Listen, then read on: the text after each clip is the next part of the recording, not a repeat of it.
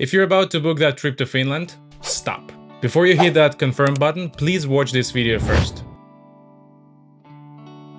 I'll show you how to avoid the most common mistakes travelers make, dodge the tourist traps and save thousands of euros, while still having the most unforgettable trip of your life. And here is what we'll cover. How to actually see the Northern Lights without wasting your savings, which winter activities are absolute musts and which ones are better to skip, and the best time to book so you can save big on accommodation and activities. So are you ready? Let's dive in. The aurora isn't magic, it's science. In short, particles from the sun hit our atmosphere and boom, the sky lights up. Sounds simple, right? But here is what most people don't realize. Even if the aurora forecast shows a high index, you won't see anything if the sky is cloudy. A quick rule of thumb: if it's unusually warm, expect clouds. If it's freezing cold, chances are the sky is crystal clear. Light pollution kills the view. City lights wash out the colors, so the real show happens away from the streets, out in the forest or on a frozen lake. And here's the kicker. Apps like Aurora are a must. Download it the moment you land in Finland, it's the only way to know when the sky might explode in green.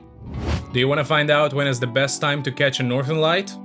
Then keep watching. So how do you actually watch the Northern Lights? Well, here are 3 ways depending on your budget. First one, grab some sausages and marshmallows, head into the forest, light up a grill fire and wait from 8 PM to midnight while checking the Aurora application. Just don't freeze your butts off.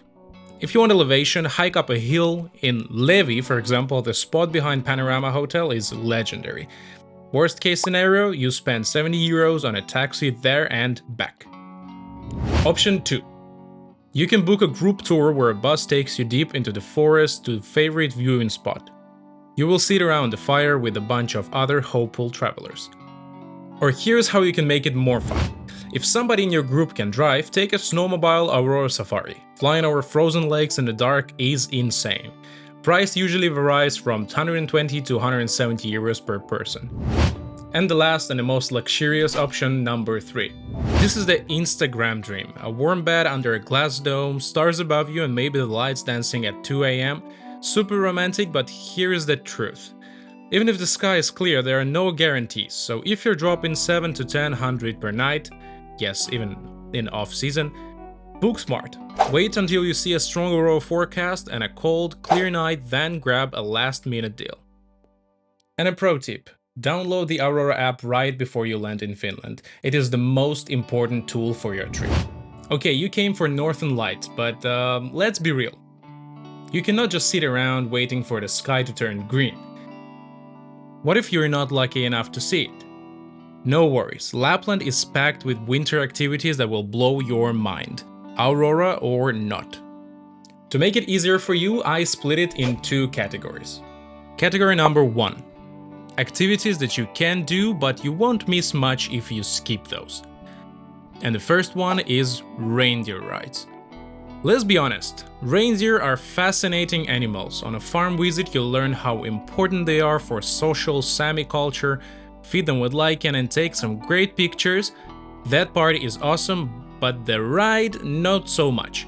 Reindeer pull at around 5 kilometers an hour, dragging a heavy sled with a bundle up tourist inside, so what you really get is 10 minutes of freezing while paying 100 euros roughly. Interesting ones, but definitely skippable. Second one, ice karting. Personally, I love it. Drifting 100% of the time on ice feels insane, but I get it, not everyone's into adrenaline sports. If you skip this, you're not missing a Lapland essential. Just a fun extra if you like speed and sliding.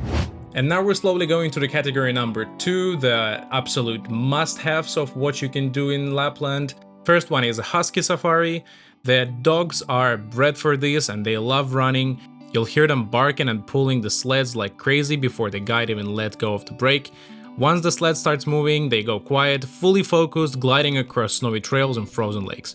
Huskies rotate in shifts so they don't get overworked, and they get rest, food, and lots of care after each run. For you, it's one of the most thrilling and beautiful experiences that Lapland can offer. Now is the second thing. Snowmobile rides. If you want pure Arctic adrenaline, this is it. Riding a snowmobile through frozen forests and over wide open lakes at night feels unreal. Many tours even combine it with aurora hunting, so you get speed plus northern lights in one trip. It's safe too. Guides set the pace and you'll get full gear and instructions before starting. Without exaggeration, this is one of the most iconic winter activities in Lapland. But please mind the snowmobile police, and yes, they exist. And the last activity, but not least, Santa Park and Santa Claus Village in Rovaniemi. If you're traveling with kids or you just want to feel like one again, these are the classics. You can send a postcard with the official Santa stamp on Santa's post office, try tubing down icy slides, and visit reindeer without going to the farm. And of course, meet Santa himself, but be prepared for a long line. But what if you want to skip the line? Well, here's when you should come. Let's break it down by months, because the difference is huge. First one, November. This is a real hidden gem. Prices are still low, accommodation is available, ski passes and rentals are cheaper, and local farms are happy to take visitors. Hotels that cost €100 a night in November will skyrocket to 6 or more once Christmas hits, and yes, there is already plenty of snow, very atmospheric and wintry, but the downsides? Days are short and it's often cloudy, so your chances of catching the aurora are limited, but honestly, no worse than in December or January. December and January. The Christmas dream, but also the most expensive time of the year once the holidays end, prices start slowly dropping, but it's still tough. Daylight lasts only 2 to 3 hours, the cold can be brutal, down to minus 30 degrees Celsius and minus 22 Fahrenheit, and the sky is often cloudy. That means that your chances to see northern lights are very low, even though this is the time when the most people are coming to Lapland. Now, mid-February to late March. My personal favorite. This is what Finns call aurinkotalvi, the sunny winter. Temperatures usually stay around minus 5 to minus 10 degrees Celsius, which is 14 to 23 Fahrenheit, which feels warm compared to January. Days stretch to 6 to 10 hours of light, the sky clears up and you can ski all day under the sun. Best of all, February and March statistically have the highest chance of seeing the northern lights, especially in March. And as the tourist season fades, prices drop again. Mostly locals from southern Finland are left enjoying the slopes. And here is the short table for you to sum it up, so don't forget to take a screenshot and save it. Alright, that's it for today's video. I really hope you enjoyed it and maybe learned something new that will save you money, time and frustration on your Lapland adventure. If you found this video useful, don't forget to hit that like button, drop a comment and subscribe for more videos about Finland. This video was sponsored by Guidance DMC, a boutique tour company here in Finland. If you're planning a trip to Lapland and want everything organized, from husky safaris to private saunas under the northern lights, reach out to Guidance DMC. They specialize in making your trip not just easy but unforgettable. Thanks for watching and see you again soon.